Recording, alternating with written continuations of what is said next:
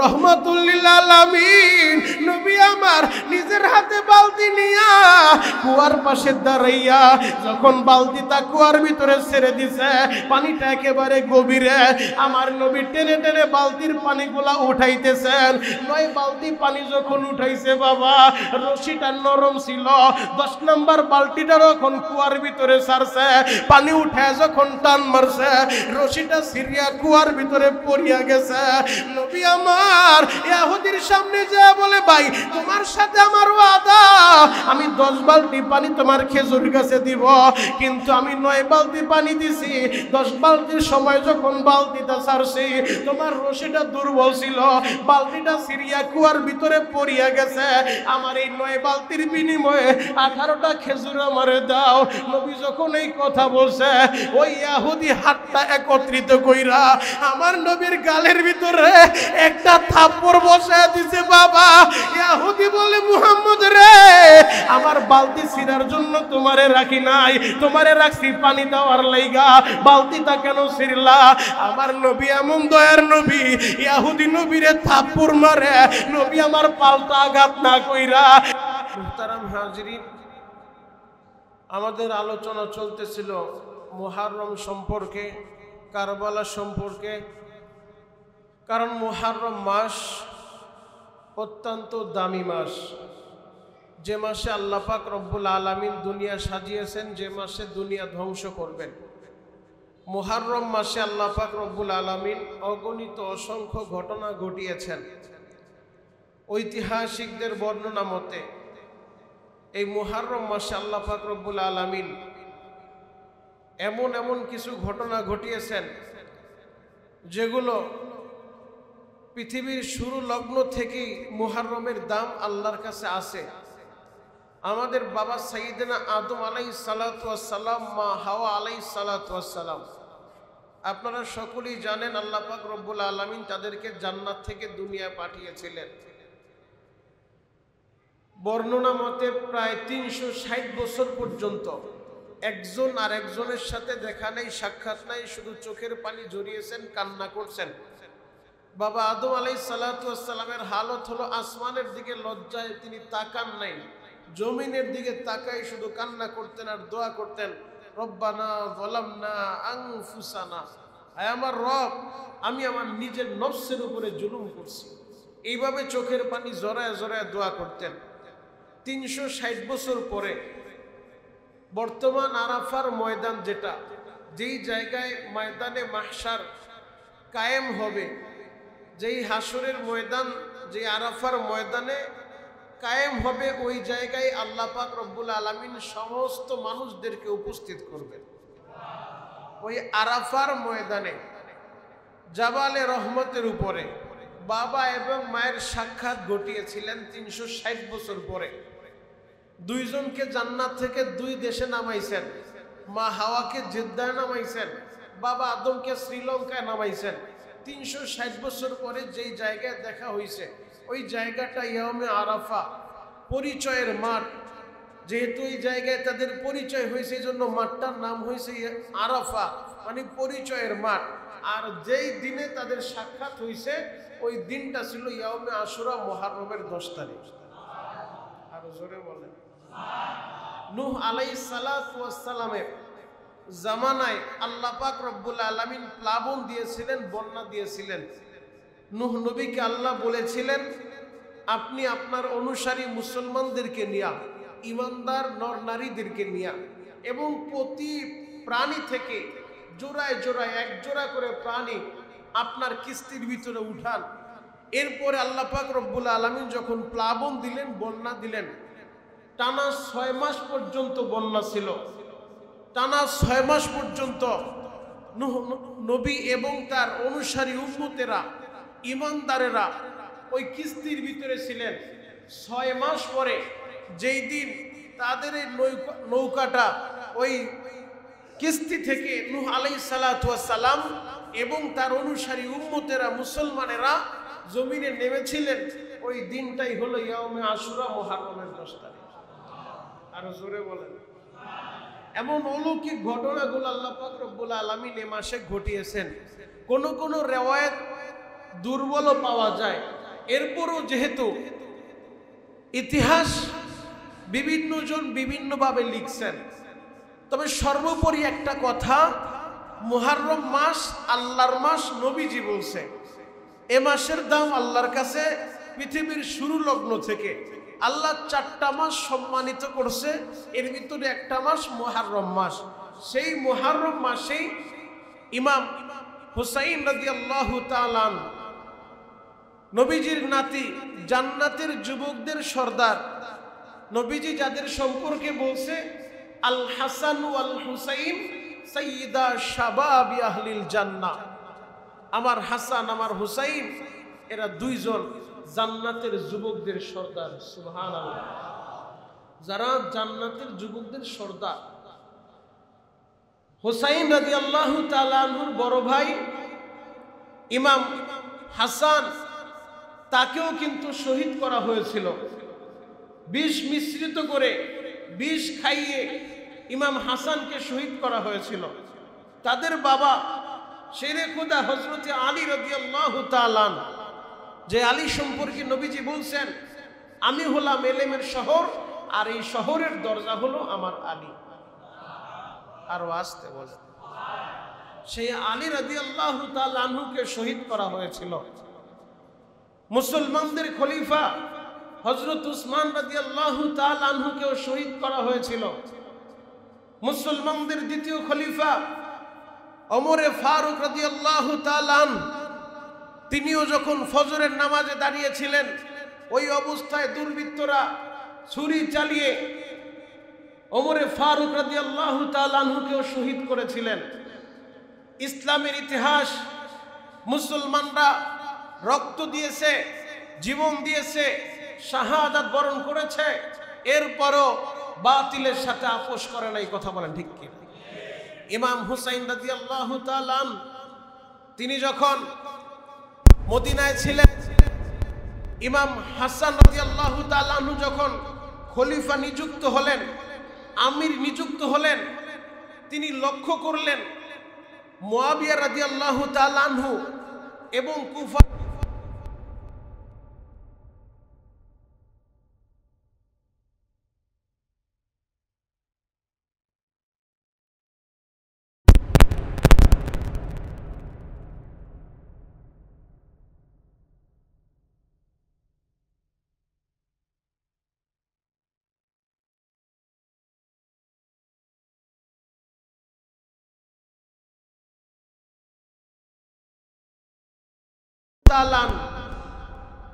তার সন্তান ইয়াজিদ, মুয়াবিয়া রাদিয়াল্লাহু তাআলা আনহু একজন জলিলুল কদর সাহাবী ছিলেন, তিনি কাতিব ওহী ছিলেন। যতজন সাহাবায়ে কেরামের মাধ্যমে কোরআন শরীফ নবীজি লিপিবদ্ধ করিয়েছিলেন, এর ভিতরে মুয়াবিয়া রাদিয়াল্লাহু তাআলা আনহু ছিলেন উল্লেখ কাতিব ওহী। তিনি কোরআন সংরক্ষণ করেছেন, কোরআন লিপিবদ্ধ করেছেন। সুবহানাল্লাহ। আর জোরে বলেন সুবহানাল্লাহ। এই মুয়াবিয়া রাদিয়াল্লাহু তাআলা আনহু তিনি ইন্তেকালের আগ মুহূর্তে তিনি যখন লক্ষ্য করলেন যে আমার বয়স হয়েছে, আমার ইন্তেকালের পরে স্বাভাবিকভাবে রাষ্ট্র পরিচালনার জন্য ইসলামে খলিফা নিযুক্ত হয়েছে। গত জুমা আলোচনা করেছিলাম, একটা হলো ইশারা ইঙ্গিতের মাধ্যমে, যেমন ইশারা ইঙ্গিতের, নবীজির ইঙ্গিতের মাধ্যমে হযরত আবু বকর রাদিয়াল্লাহু তাআলা আনহু খলিফা নিযুক্ত হয়েছিলেন। নবীজি সরাসরি বলে যান নাই, কিন্তু ইশারা ইঙ্গিতে বুঝিয়ে গিয়েছেন হযরত আবু বকর খলিফা নিযুক্ত হয়েছেন। এরপরে দ্বিতীয় যেই ধাপ, সেটা হচ্ছে আমির পরবর্তী আমির, প্রথম খলিফা জীবিত থাকা অবস্থায় তার পরবর্তীতে কে খলিফা হবে তার নাম ঘোষণা করে যাওয়া। হযরত আবু বকর রাদিয়াল্লাহু তাআলা আনহু তিনি জীবিত থাকা অবস্থায় হযরত ওমর রাদিয়াল্লাহু তাআলা আনহুকে খলিফা নিযুক্ত করে গেছেন। কারণ হযরত ওমর রাদিয়াল্লাহু তাআলা আনহু আল্লাহর হুকুমের ব্যাপারে ওয়াশাদুল্লাহিল আমর, আল্লাহর হুকুমের ব্যাপারে হযরত ওমর চুল পরিমাণ ছাড় দিতেন না। সুবহানাল্লাহ। আল্লাহর হুকুমের ব্যাপারে হযরত ওমর ছিলেন খুব কঠোর, তার মতো এত কঠোর কেউ ছিল না যে আল্লাহর হুকুমের ব্যাপারে, সাউন্ড একটু কমায় দাও, আল্লাহর হুকুমের ব্যাপারে চুল পরিমাণ ছাড় দেওয়ার মন মানসিকতা হযরত ওমর লালন করতেন না। তো হযরত আবু বকর রাদিয়াল্লাহু তাআলা আনহু চিন্তা করতে লাগলেন, যেহেতু হযরত ওমর ইসলামের ব্যাপারে আল্লাহর হুকুমের ব্যাপারে চুল পরিমাণ ছাড় দেয় না, যদি আমার ইন্তেকালের পরে স্বাভাবিকভাবে তারা যদি চিন্তা করে যে হযরত ওমরকে যদি খলিফা নিযুক্ত করি তাহলে তো আমাদের কোনো রক্ষা নাই, কোনো ছাড় হযরত ওমর দিবেন না। এই চিন্তা ভাবনা করে হযরত আবু বকর জীবিত থাকা অবস্থায় তার পরবর্তী খলিফা হযরত ওমর রাদিয়াল্লাহু তাআলা আনহুকে নিযুক্ত করছেন। সুবহানাল্লাহ। এরপরে হযরত উসমান রাদিয়াল্লাহু তাআলা আনহু তিনি যখন খলিফা হলেন, হযরত ওমর তিনি খলিফা থাকা অবস্থায় তার ছেলে ছিল, তার ছেলেকে খলিফা বানাইতে পারতেন, তিনি সেটা করেন নাই। আব্দুল্লাহ ইবনে ওমর ছিলেন জীবিত, তাকে বানান নাই, সন্তানের দিকে তাকান নাই। তিনি মুরব্বী নিযুক্ত করে গেছেন, কয়েকজনকে জিম্মাদারি দিয়ে গেছেন। মুরব্বীরা মাশওয়ারার মাধ্যমে পরামর্শ সাপেক্ষে যেন পরবর্তী খলিফা নিযুক্ত করে। তো মুরব্বীরা পরামর্শ সাপেক্ষে পরবর্তীতে হযরত উসমান রাদিয়াল্লাহু তাআলা আনহুকে খলিফা নিযুক্ত করেছিলেন। কিন্তু মুয়াবিয়া রাদিয়াল্লাহু তাআলা আনহু তিনি জীবিত থাকা অবস্থায় তিনি চিন্তা করলেন যে আমার ছেলে ইয়াজিদ রাষ্ট্র পরিচালনার জন্য, ইয়াজিদের মতো এমন আমি কাউকে দেখি না। কিন্তু এই ব্যাপারে সবাই একমত যে হযরত হাসান রাদিয়াল্লাহু হযরত হুসাইন রাদিয়াল্লাহু তাআলা আনহু খোদা বিরুতার ব্যাপারে, তাকওয়ার ব্যাপারে, ইসলামের বিধিবিধান পালনের ব্যাপারে ইয়াজিদের চাইতে অনেক যোগ্য সাহাবায়ে কেরাম তৎকালীন জামানায় মদিনার ভিতরে ছিলেন। কিন্তু মুয়াবিয়া রাদিয়াল্লাহু তাআলা আনহু তিনি জীবিত থাকা অবস্থায় তিনি চিন্তা করলেন তার ছেলে ইয়াজিদকে খলিফা তিনি নিযুক্ত করবেন, তার ছেলেকে ক্ষমতার মসনদে বসাবেন। তিনি দায়িত্ব দিলেন জীবিত থাকা অবস্থায়। আবার দেখবেন প্রতিটা নেতার পিছনে কিছু তেলবাজ সব সময় থাকে, যারা সব সময় কাজই হলো নেতার শুধু তেল মারা। তারা তেল মারা কিছু পার্টি তারা ইয়াজিদকে, মুয়াবিয়া রাদিয়াল্লাহু তাআলা আনহুকে জীবিত থাকা অবস্থায় বলল যে আপনি যেহেতু বলছেন আপনার পরে ক্ষমতার মসনদে আপনার ছেলে ইয়াজিদ বসবে, তার চাইতে যোগ্য আর কেউ নাই, আমরা এখনই তার কাছে বায়াত করে নিলাম, এখনই তার হাতে আমরা বায়াত নিলাম। আপনার ইন্তেকালের পরে তো বায়াত নিব, অতএব আপনি জীবিত থাকা অবস্থায় আমরা বায়াত গ্রহণ করলাম তার ক্ষমতাটা আরো পাকাপোক্ত করার জন্য, মজবুত করার জন্য। তো মুয়াবিয়া রাদিয়াল্লাহু তাআলা আনহুর পরে যখন ইয়াজিদ ক্ষমতায় বসলেন, এই বিষয়টা কুফার মানুষ অনেকে মানতে পারলেন না, লক্ষাধিক মুসলমান যারা এই বিষয়টা মানতে পারলেন না। মদিনার ভিতরে জলিল কদর সাহাবী যারা ছিলেন তারা এই বিষয়টা মানতে পারলেন না। কিন্তু ইয়াজিদ ক্ষমতার মসনদে বসেই তিনি ফরমান জারি করে দিলেন যে মদিনার ভিতরে আব্দুল্লাহ ইবনে জুবায়ের, আব্দুল্লাহ ইবনে ওমর, ইমাম হুসাইন রাদিয়াল্লাহু তাআলা এদের কাছ থেকে জরুরি ভিত্তিতে তাদেরকে রাজদরবারে ডাইকা তাদের কাছ থেকে আমার বায়াত দেওয়া হোক। কিন্তু ইমাম হুসাইন রাদিয়াল্লাহু তাআলা আনহু বললেন না, আমি যার ব্যাপারে জানি যে তার আমল সম্পর্কে এমনও বর্ণনা পাওয়া যায় সে মদপানে অভ্যস্ত ছিল এবং ইসলামের অনেক হুকুম তিনি পালন করতেন না। ইমাম হুসাইন রাদিয়াল্লাহু তাআলা আনহু বললেন, আমি জেনে শুনে সজ্ঞানে স্বেচ্ছায় এমন একজন জালিমের কাছে আমি বায়াত গ্রহণ করতে পারি না, আমি তাকে খলিফা মানি না। তিনি সেখান থেকে বের হয়ে গেলেন। আব্দুল্লাহ ইবনে জুবায়ের, আব্দুল্লাহ ইবনে ওমর তারাও এই বিষয়টা লক্ষ্য করলেন। পরিশেষে তারা খলিফা তাকে মেনেছেন, বায়াত গ্রহণ করেছেন। কিন্তু এই দিক থেকে কুফা থেকে শত শত চিঠি যাইতে লাগলো ইমাম হুসাইনের বরাবর। ইমাম হুসাইনের কাছে চিঠি আসতেছে, আমরা কুফার লক্ষাধিক মানুষ প্রস্তুত আছি, আমরা ইয়াজিদের সাথে মোকাবেলা করতে প্রস্তুত আছি, আমরা ইয়াজিদকে খলিফা মানি না। এমন একজন মদপানে অভ্যস্ত, এমন একজন যার ব্যাপারে বিভিন্ন চরিত্র সম্পর্কে বিভিন্ন মতামত পাওয়া যায়, এইরকম জালিমের আমরা তাকে খলিফা মানি না। আপনি যদি আমাদের কাছে আসেন, আমরা লক্ষাধিক মানুষ আপনার হাতে বায়াত গ্রহণ করব। একের পর এক চিঠি যখন আসতে শুরু করলো, ইমাম হুসাইন রাদিয়াল্লাহু তাআলা আনহু তিনি সিদ্ধান্ত নিলেন মদিনা ছেড়ে তিনি মক্কায় যাবেন। আব্দুল্লাহ ইবনে ওমর রাদিয়াল্লাহু তাআলা আনহু তিনি তীক্ষ্ণ মেধার অধিকারী ছিলেন। তিনি বললেন, আপনি কোথায় যান? বলে, আমি মক্কায় যাব। বলে, মক্কায় যাবেন না অন্য কোথায় যাবেন? বলে, আগে মক্কায় যাই, এরপরে দেখা যাক কুফায় যাই কি যাই না, এর পর্যালোচনা করে দেখা যাবে। আব্দুল্লাহ ইবনে ওমর বললেন, হে শহীদ, ডাইরেক্ট এভাবে বলছে, হে শহীদ, আপনি কুফাবাসীদের ফাঁদে পা দিবেন না। তারা আপনার বাবার সাথে তারা গাদ্দারি করছে, আপনার বাবাকে শহীদ করছে, আপনাকেও তারা শহীদ করবে, আপনি তাদের ফাঁদে পা দিয়েন না। ইমাম হুসাইন রাদিয়াল্লাহু তাআলা আনহু তিনি তার চাচাতো ভাই মুসলিম ইবনে আকিলকে এই দিক দিয়ে আবার কুফায় পাঠায় দিয়েছেন। যেহেতু শত শত চিঠি আসতেছে, তুমি একটু যায় দেখো কুফার অবস্থাটা কি। তার চাচাতো ভাই মুসলিম ইবনে আকিল সে কুফায় গিয়েছেন, কুফার পর্যবেক্ষণ করতেছেন। তিনি যায় দেখে হাজার হাজার মানুষ ইমাম হুসাইনের কাছে বায়াত গ্রহণ করার জন্য প্রস্তুত। এমনকি মুসলিম ইবনে আকিলের কাছে 12,000 মুসলমান বায়াত গ্রহণ করছে, যে যেহেতু আমরা ইমাম হুসাইনকে খলিফা মানব, তার কাছে বায়াত গ্রহণ করব, তিনি যেহেতু আপনাকে পাঠাইছে দূত হিসেবে, আমরা আপনার হাতে বায়াত গ্রহণ করলাম, মানে এই হাতটা ইমাম হুসাইনের হাতে আমরা বায়াত গ্রহণ করলাম। 12,000 মুসলমান বায়াত গ্রহণ করে ফেলছে। মুসলিম ইবনে আকিল যখন কুফার উপর অবস্থা পর্যবেক্ষণ করতেছে, এই খবর আবার চলে গেছে সেই ইয়াজিদের বরাবর। ইয়াজিদ এই সংবাদ পায়া কুফার যখন গভর্নর ছিলেন, গভর্নর যিনি ছিলেন নোমান ইবনে বাশির, ওই নোমান ইবনে বাশিরকে জরুরি ভিত্তিতে খলিফা থেকে সরায়া, গভর্নর পদ থেকে সরায়া তিনি ওবায়দুল্লাহ ইবনে জিয়াদকে গভর্নর বানায়া দিলেন। কারণ ইয়াজিদ জানে নোমান ইবনে বাশিরের মাধ্যমে এমন কোনো কাজ করানো যাবে না যেই কাজ করলে আল্লাহ নারাজ হয়, নবী নারাজ হয়, যেই কাজ করলে মানুষের উপরে জুলুম হয়, এমন কোনো কাজ নোমান ইবনে বাশিরকে দিয়ে করানো যাবে না। কিন্তু ওবায়দুল্লাহ ইবনে জিয়াদ আগে থেকেই সে উল্টা পাল্টা ভাবে চলতো, অতএব তার সম্পর্কে জানা আছে যে ওর দ্বারা যে কোনো কাজ করানো যাবে। এজন্য জরুরি ভিত্তিতে নোমান ইবনে বাশিরকে গভর্নরের পদ থেকে সরায়া ওবায়দুল্লাহ ইবনে জিয়াদকে কুফার গভর্নর বানায়া দিলেন। ইমাম হুসাইন রাদিয়াল্লাহু তাআলা আনহু তার বরাবর এই দিক দিয়ে মুসলিম ইবনে আকিল চাচাতো ভাই চিঠি লিখছেন, আপনি কুফায় আসতে পারেন, কুফার মানুষ আপনার কাছে বায়াত গ্রহণ করার জন্য প্রস্তুত, এমনকি আমার কাছে 12,000 মুসলমান বায়াত গ্রহণ করছে, আপনি কুফায় আসতে পারেন।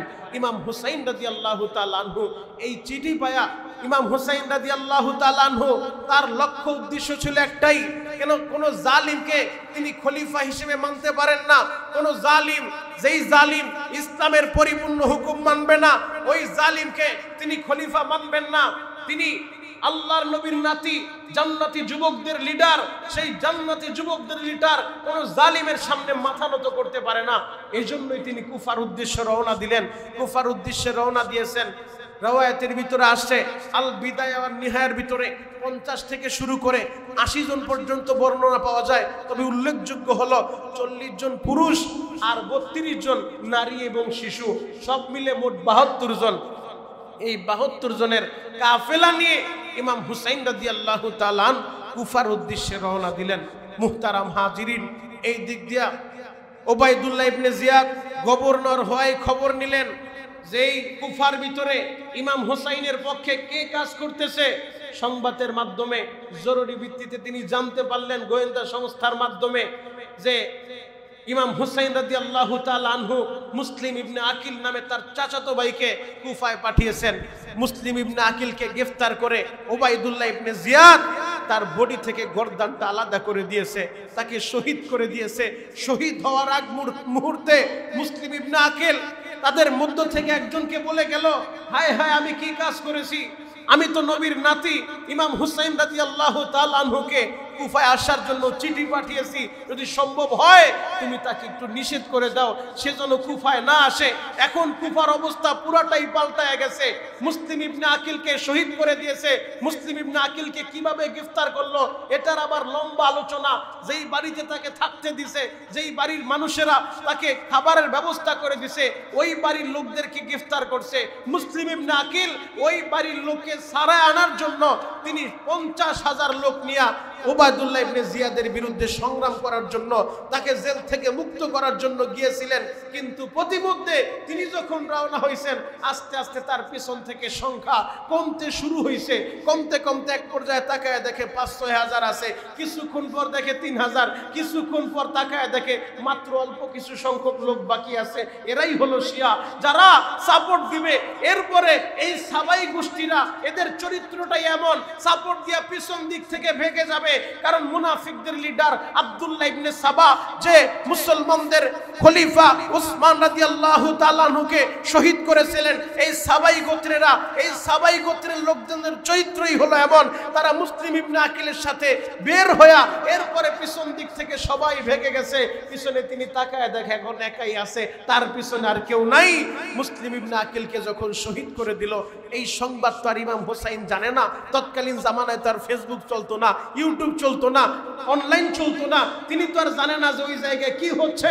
তিনি তো জানে কুফার মানুষ আমার জন্য অপেক্ষা করতেছে, লক্ষ লক্ষ মানুষ আমার হাতে বায়াত গ্রহণ করবে। তিনি তো রওনা দিয়েছেন, এই দিক দিয়ে কুফায় আসতেছে।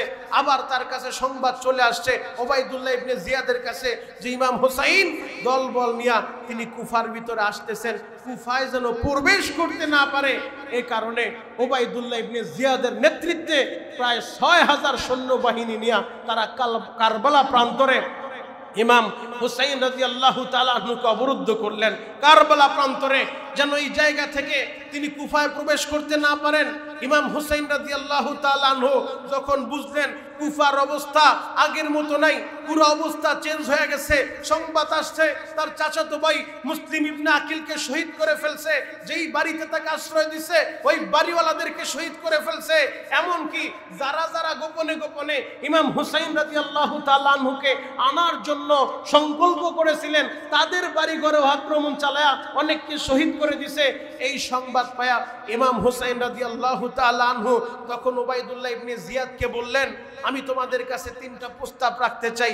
1 নাম্বার প্রস্তাব, তোমরা আমাকে সরাসরি ইয়াজিদের কাছে নিয়ে যাও, আমি ইয়াজিদের সামনাসামনি যায়া আমি তার কাছে জিজ্ঞেস করতে চাই যে এই সবের মানেটা কি, যে আমাকে অবরুদ্ধ করে রাখা হবে, আমি নবীজির নাতি, আমাকে অবরুদ্ধ করে রাখা হবে, পানি পান করতে দেওয়া হচ্ছে না, খাবার পৌঁছাইতে দেওয়া হচ্ছে না, আমি সরাসরি ইয়াজিদের কাছে যেতে চাই। 2 নাম্বার, যদি তোমরা আমাকে ইয়াজিদের কাছে যেতে না দাও তাহলে তোমরা আমাকে মদিনায় যেতে দাও, যেখান থেকে এসেছি আমি সেখানে চলে যাব, আমি আমার নানার রওজার পাশে যেই জায়গায় থাকলে আমি আমার নানাকে সকালে একবার রওজাটা জিয়ারত করতে পারতাম, মনটা চাইলে নানার রওজার পাশে দাঁড়াইতে পারতাম, আমাকে যেতে দাও, আমি সেই জায়গায় চলে যাব। যদি এটাও পছন্দ না হয়, 3 নাম্বার প্রস্তাব, আমাকে অন্য কোনো মুসলিম ভূখণ্ডে পৌঁছায় দাও, আমি সেই জায়গায় সাধারণ মানুষের মতো জীবন যাপন করব। এই 3টা প্রস্তাবের যে কোনো একটা গ্রহণ করতে পারো।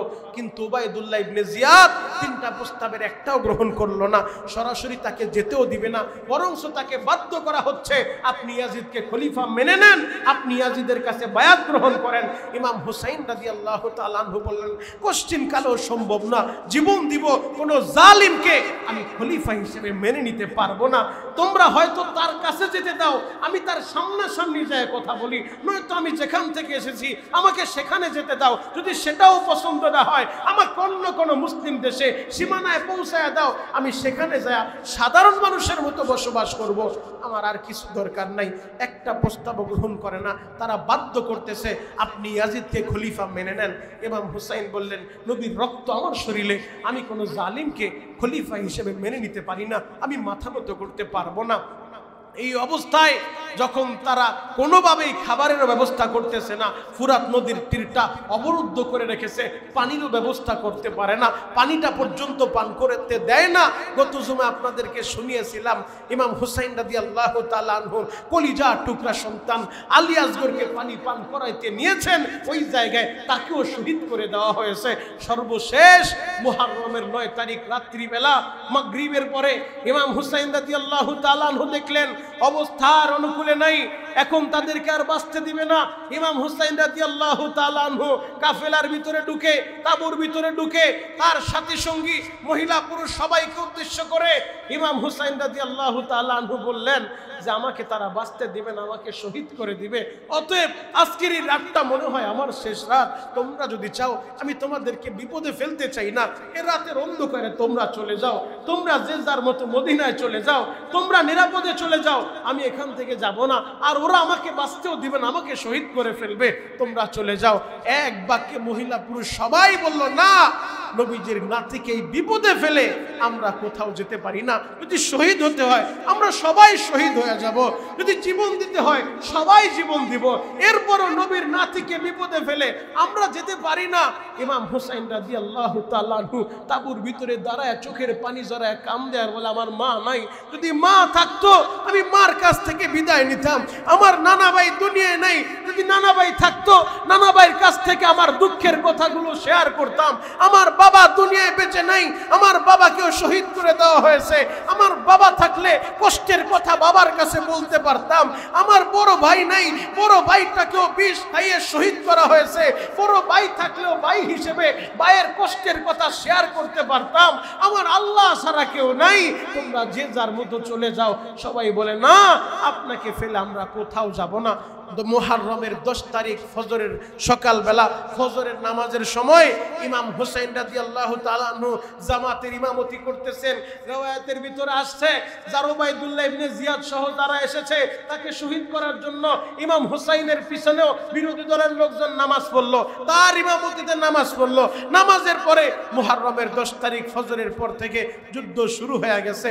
মাত্র 72 জন লোক, এর ভিতরে 40 জন হলো পুরুষ, বাকি 32 জন মহিলা, শিশু, বাচ্চা।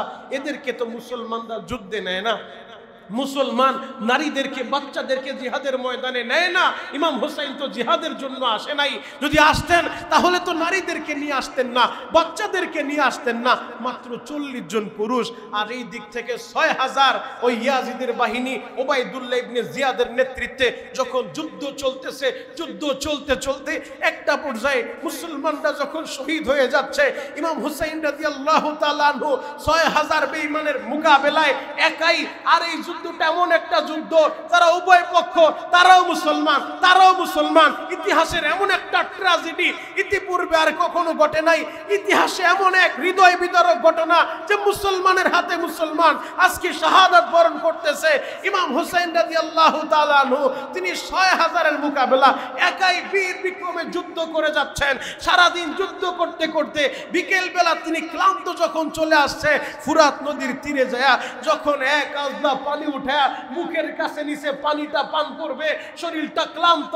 ইমাম হুসাইন রাদিয়াল্লাহু তাআলা আনহু মুখের কাছে পানি নেওয়ার সাথে সাথে আবার পানিটা ফেলে দিলেন, চোখের পানি জড়াইতেছেন।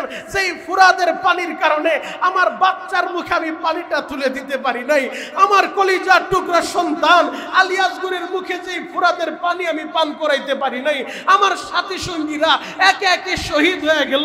তারাও পানির জন্য কলিজাটা শুকানো ছিল, কেউ পানি পান করতে পারে নাই। আমি কিভাবে তাদেরকে না খাইয়ে আমি কিভাবে পানি পান করি? এই নিমক হারামের কাজ করা যাবে না। ইমাম হুসাইন রাদিয়াল্লাহু তাআলা আনহু পানিটাও পান করলেন না, পানিটা ফেলে দিয়ে আবার যখন ফুরাদের তীরে বসে পড়লেন, ক্লান্ত শরীর নিয়ে শুয়ে পড়ছে।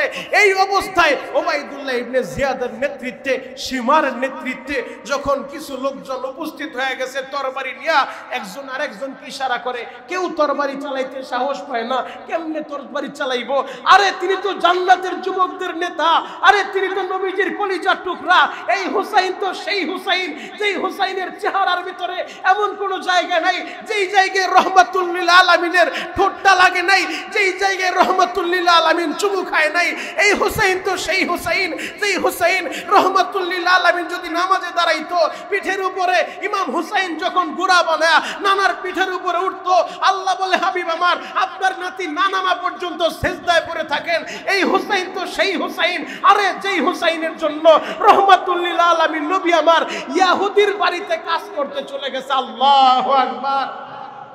একদিনের ঘটনা শুনে যাই, ইমাম হুসাইন রাদিয়াল্লাহু তাআলা আনহু ক্ষুধার যন্ত্রণা সইতে পারতেছেন না। প্রায় 1 সপ্তাহ যাবত মা ফাতিমা তার ঘরের ভিতরে খাবারের ব্যবস্থা, মা নবীর বাড়িতে আসে না। নবীজি ফাতিমাকে না দেখলে থাকতে পারে না। যেই মেয়েটা প্রতিদিন আমার বাড়িতে আসে, সেই মেয়ে প্রায় 1 সপ্তাহ হয়ে যায়, কেন আসে না? আমার নবী নিজেই যখন ফাতেমার বাড়িতে গিয়েছেন, মারে কেন বাড়িতে যাও না? কেন তোমার চেহারাটা দেখি না? তোমার না দেখলে তোমার ভালো লাগে না? ফাতেমা কাপড় কাপড়ের আঁচল দিয়া চোখটা মুছে আর বলে, বাবা আপনি কোন অবস্থায় আছেন তা তো জানি না, গেলেই তো আপনার নাতি ভাইরা খাবারের কথা বলবে। বাবা বাসায় খাবারের ব্যবস্থা নাই, এজন্য আমিও যাই না। আমি তো জানি আপনার হালতটা কি, এই কারণে আমিও যাই না, গেলে হয়তো ওরা আপনাকে ডিস্টার্ব করবে।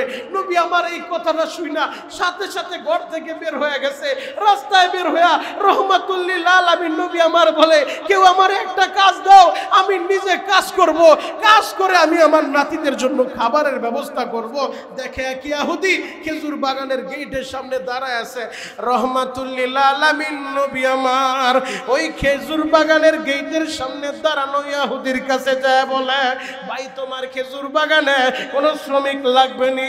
যদি লাগে তুমি আমারে বলতে পারো, আমি শ্রমিকের কাজ করব, বিনিময়ে তুমি আমারে কিছু খেজুর দিবা। ইহুদি বলে, আমার খেজুর গাছে পানি দিতে হবে, এক বালতি পানি দিলে 2টা খেজুর দিব। আমার নবী বললেন, আমি 10 বালতি পানি দিব, তুমি আমারে 20টা খেজুর দিও। এবার ইহুদির বাগানের ভিতরে ঢুইকা নবীর হাতে বালতিটা ধরায় দিছে।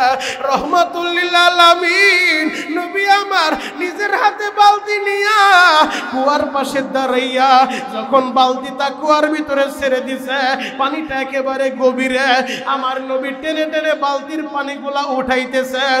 9 বালতি পানি যখন উঠাইছে বাবা, রশিটা নরম ছিল। 10 নম্বর বালতিটা যখন কুয়ার ভিতরে ছাড়ছে, পানি উঠায় যখন টান মারছে, রশিটা সিরিয়া কুয়ার ভিতরে পড়িয়া গেছে। নবী আমার ইহুদির সামনে যায় বলে, ভাই তোমার সাথে আমার ওয়াদা, আমি 10 বালতি পানি তোমার খেজুর গাছে দিব, কিন্তু আমি 9 বালতি পানি দিছি। 10 বালতির সময় যখন বালতিটা ছাড়ছি, তোমার রশিটা দুর্বল ছিল, বালতিটা সিরিয়া কুয়ার ভিতরে পড়িয়া গেছে। আমার এই 9 বালতির বিনিময়ে 18টা খেজুর আমারে দাও। নবী যখন এই কথা বলছে, ওই ইহুদি হাতটা একত্রিত কইরা আমার নবীর গালের ভিতরে একটা থাপ্পড় বসায় দিছে। বাবা ইহুদি বলে, মুহাম্মদ রে, আমার বালতি ছিঁড়ার জন্য তোমারে রাখি নাই, তোমারে রাখছি পানি দেওয়ার লাইগা, বালতিটা কেন ছিঁড়লা? আমার নবী এমন দয়ার নবী, ইহুদি নবীরে থাপ্পড় মারে, নবী আমার পাল্টা আঘাত না কইরা ইহুদির হাতটা ধইরা নবী আমার চুমু খায়, বুকের সাথে লাগায় বলে, ভাই আমারে আঘাত করছো, তোমার হাতে আবার ব্যথা পাও নাই তো, এই নাও আমার পিঠটা আমি উন্মুক্ত করে দিলাম, যত পরিমাণ মন চায় আঘাত করো, তোমার বালতিটা যেহেতু কুয়ার ভিতরে পড়িয়া গেছে, যত মন চায় আঘাত করো, আমার 18টা খেজুর আমারে দাও। ইহুদি এবার 18টা খেজুর দিল। নবী আমার খেজুর গুলা নিয়া বাসায় চলে আসছে। ফাতেমার ঘরের ভিতরে যাইয়া নবী আমার বলে, হুসাইন রে,